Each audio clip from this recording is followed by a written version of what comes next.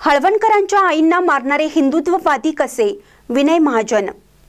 2009 साली शहरात झालेल्या जातीय दंगलीनंतर हिंदुत्ववादी कार्यकर्त्यांवर कोण अत्याचार केले, त्यांच्यावर गुन्हे दाखल करण्यासाठी कुणी दबाव टाकला, हे जनतेला माहीत आहे। याच दंगली दरम्यान माजी आमदार सुरेश हळवणकर यांच्या आईंना देखील पोलिसांचा लाठीमार सहन करावा लागला। हे सगळे प्रकार कुणी केले, त्यांना हिंदुत्ववादी कसे म्हणायचे, असा सवाल विनय महाजन यांनी केलाय।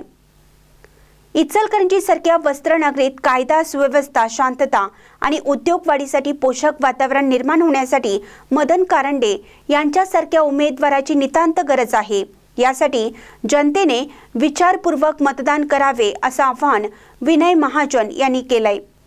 पाहूया पुढे काय म्हणतात विनय महाजन। येत्या 20 नोव्हेंबर रोजी महाराष्ट्रातल्या विधानसभा निवडणुका होत आहेत।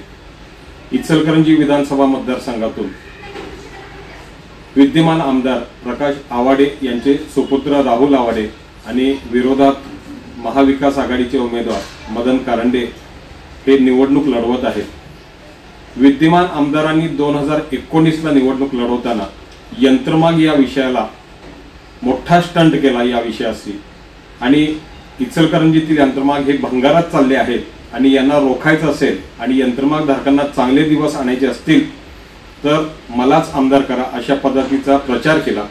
परंतु मला सांगण्यास खेद वाटतो की गेल्या 5 वर्षात विद्यमान आमदारांनी यंत्रमाग धारकांसाठी कोणतेही काम केलेले नाही।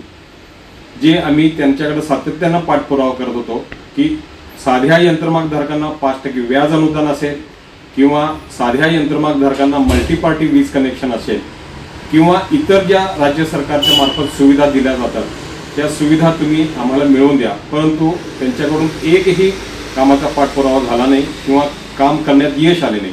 उलट 2019 ला महाविकास आघाडीचं सरकार स्थापन झाल्यानंतर सध्याचे महाविकास आघाडीचे उमेदवार मदन कारंडे साहेबांनी इथल्या यंत्रमाग धारकांना 27 HP वरील यंत्रमाग धारकांना 75 पैशाची अतिरिक्त सवलत वीज बिलात आणि 27 HP खालील यंत्रमाग धारकांना ₹1 अतिरिक्त सवलतची ही मागणी ही फक्त आणि फक्त मदन कारंडे साहेबांनी केली। दुर्दैव असं की कालांतराने महाविकास आघाडी सरकार खाली आलं आणि ते नुकतंच विधानसभा 2024च्या पूर्वी ते मान्य करण्यात आलं। परंतु ह्याचं जर कल्पना कोणाची असेल, ह्याचं जे सुरुवात जर कोणी केली असेल ती फक्त मदन कारंडे साहेबांनी केली। या व्यतिरिक्त आता जे त्यांचं हिंदुत्ववादावर बेगडी प्रेम आहे ते ढोंगीपणा आहे।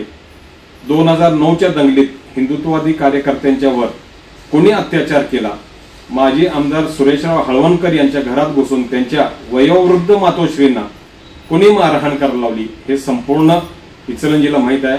आणि 2009 ला हिंदुत्ववादी कार्यकर्त्यांच्यावर गुन्हा दाखल झालेले गुन्हे अजून देखील तसेच आहेत। मग याला जबाबदार कोण?